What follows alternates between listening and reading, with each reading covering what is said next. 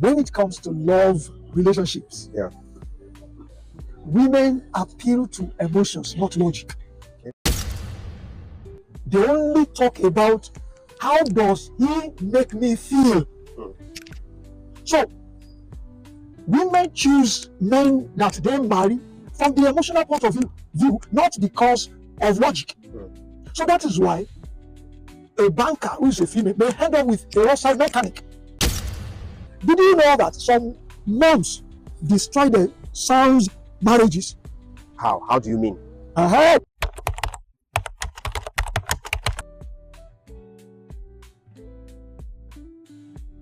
When it comes to love relationships, women appeal to emotions, not logic. This is not to derogate women. Most of them might not want to accept this claim, but it is a timeless truth.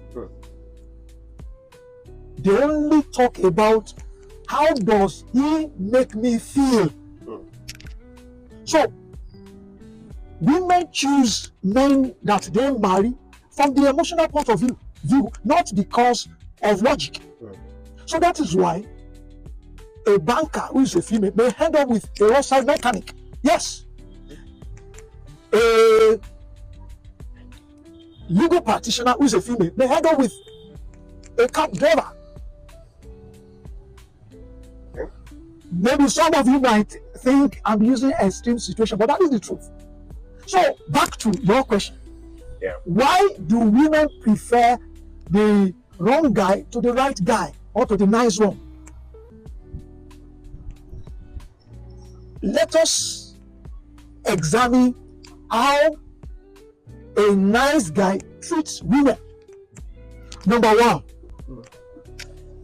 nice guys are always clingy.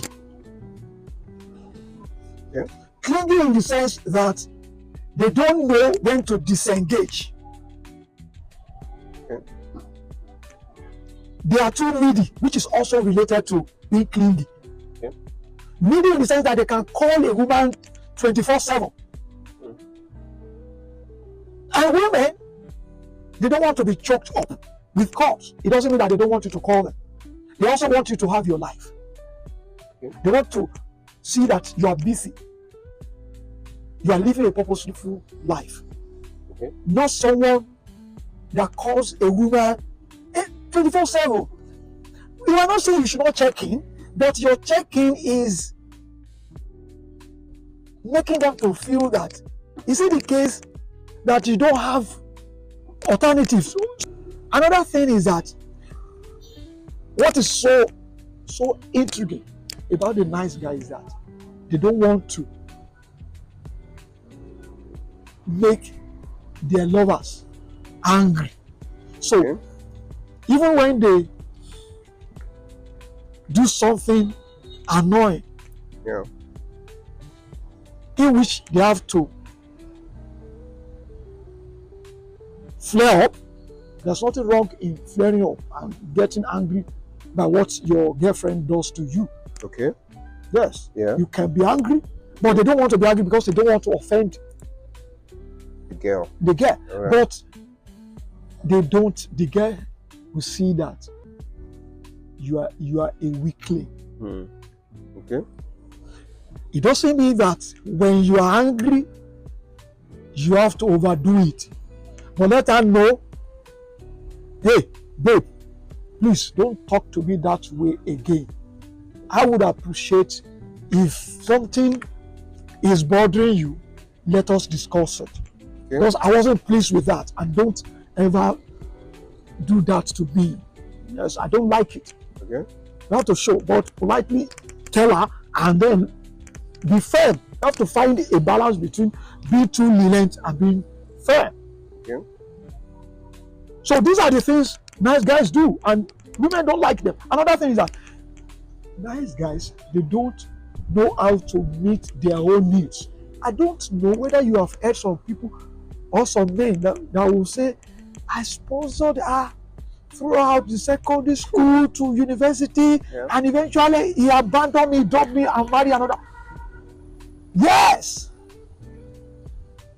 Since there was no agreement from the word go that what you are doing for her is to marry her eventually. Was there any written agreement, any legal document backing it up? So what we do in our club is that we conscientize men to learn how to not to be hostile to women. That is not what we do. What we do is that to help them to find a balance. Not to maltreat women, but to find a balance. Call, but also know how to walk away. If a woman disrespects you and you correct her, she doesn't take the correction, and you observe that it is a pattern, you can walk away. That is why the wrong guys are better off. They can walk away. I'm now talking about the wrong guys. They can walk away. They don't cling. A woman can even be calling them about 7 times, might have even called them 7 times, and they will not return the call. And they might call the lady back 2 days later to say, hey, oh babe, sorry, I saw your call, but I was tied up. I would have called you back. Can you see? Can you see the difference? Nice guys, the wrong guys, they know how to meet their needs. They don't wait for any, wait for any woman to fulfill them. Yes, they don't want to please any. It doesn't mean that they don't please women, but they don't do it at the expense of their own comfort. Do you understand? They don't please women at the expense of their own comfort. That you are hungry and then the last money that you have to give it out, and then you will now starve because the wrong guys don't do that. Nice guys will do it, and they will begin to then lament later. So we are not saying don't. We are not saying you should maltreat women, but learn how to take care of yourself. Nice guys, they don't call women 24/7, and they can walk away at any time. Yes. Some may even decide not to call their lovers 2 weeks. And again, when we say, hey, hi babe, I miss you, the attraction is sparked off again. They do it. So, are we saying women like to be maltreated? Or do they like toxic people? No, they don't. But it is a delicate balance that you have to find when dealing with women. Care, but know how to disengage. Do you understand? Don't choke them. Don't present an impression that you don't have alternatives. I'm not saying you should become a womanizer, but don't let them have that conception that you cannot do without them. You must be. Let me come up with a question now. Right? Now we have some things in life that many people, they do things naturally, right? That is just their own, maybe that's just the way they do their thing. And I also believe that people can learn from reading or observing other people to live their own life. Of course. So where am I going? Where I'm going is that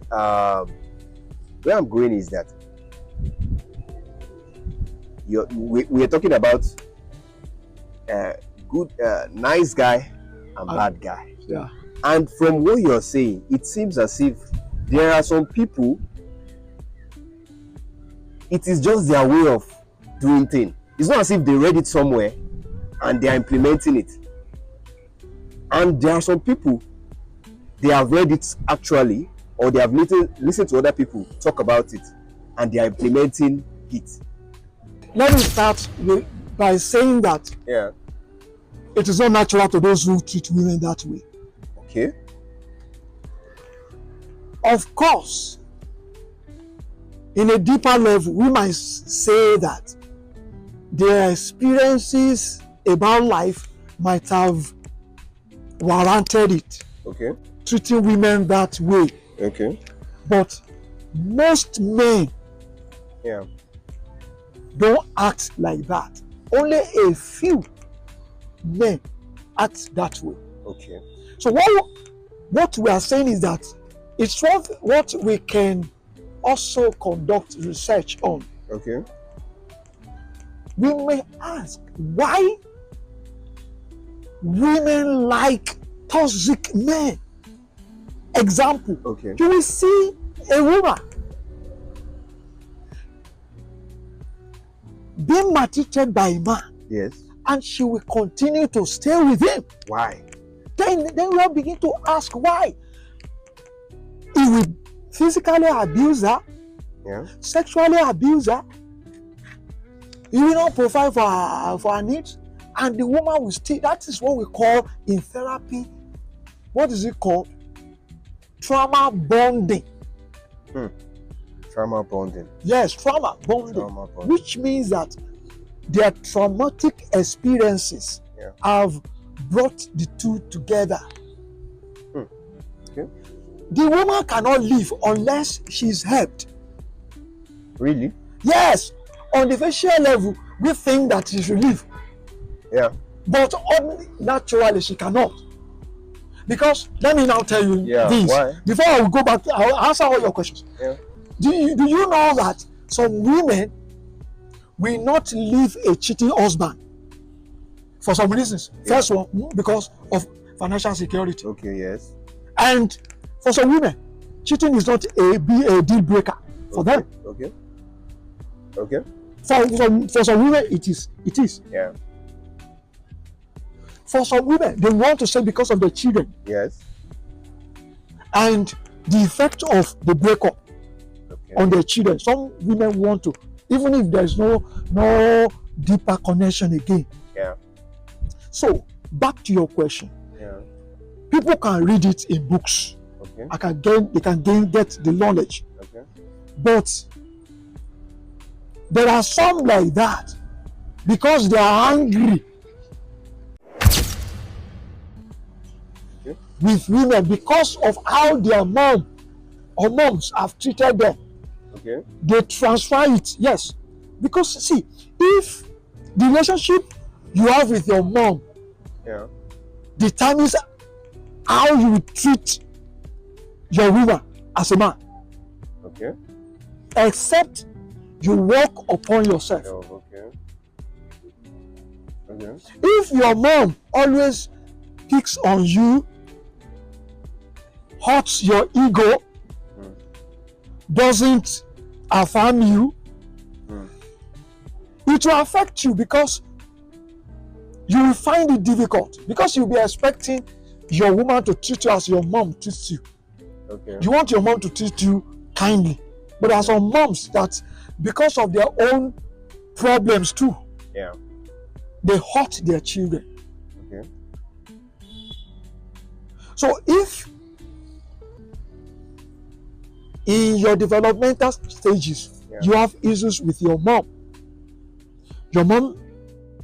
you are at loggerheads with your mom, always, there is a strong possibility that you have issues with your girlfriend or your own wife too. So we are not saying you should place women on the pedestal. That is it. Yeah.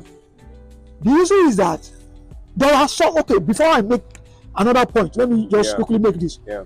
Did you know that some moms destroy their sons' marriages? How? How do you mean? That's derogatory. Do you know? How do you mean? There are some women that they still have their grip on their sons. So whatever they tell their sons, that's what they do. Okay. And it does affect their relationship with their women, Okay. with their wives. Yes. Okay, that's possible, yeah. So even if their wives raise something contrary to what their mom have said, no, this is what my mom has said. Okay. And they follow you to the letter. Wow. So there are some people like that. There are. Okay. I don't know whether you have experienced it, but there are, because because of the relationship they have with their mom. Okay.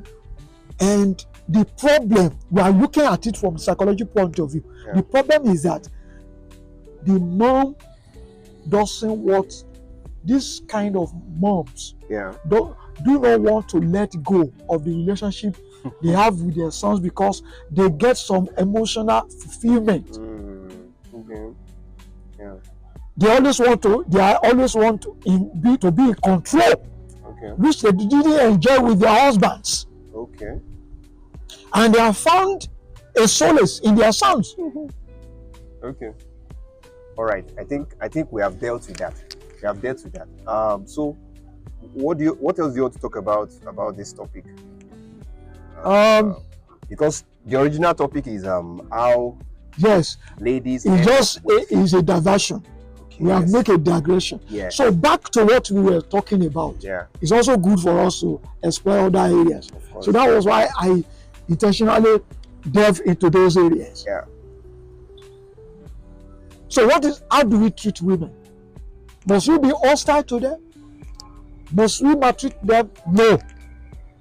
First thing is that, like I said before, don't place any woman on a pedestal. How do I mean? Okay.